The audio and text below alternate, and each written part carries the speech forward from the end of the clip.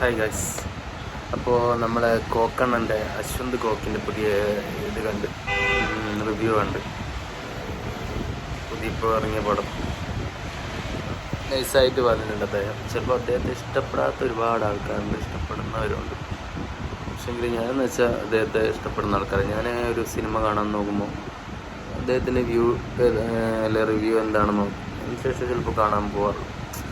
കാരണം അദ്ദേഹം നമുക്ക് വരുന്നൊരു വൈബാണ്. നമുക്ക് തോന്നിയ കാര്യങ്ങൾ തന്നെ അദ്ദേഹം തുറന്ന് പറയുന്നുണ്ട്.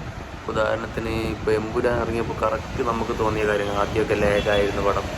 പിന്നെ ചില ഷോർട്സ് മോഹൻലാലിൻ്റെ ഇതില്ലേ മറ്റേ ഇയാളെ ഇന്ദ്രയത്തിനെ കൊണ്ടുപോയിട്ട് അവിടെ ഈ റഷ്യയിലാണെന്ന് തോന്നുന്നു, അവിടെ എത്തിയിട്ട് മൂപ്പര മുന്നിലേക്ക് കൊണ്ടുപോകുമ്പോഴുള്ള സീന് അതൊക്കെ കണ്ടപ്പോൾ ശരിക്കും ചിരി വന്നു.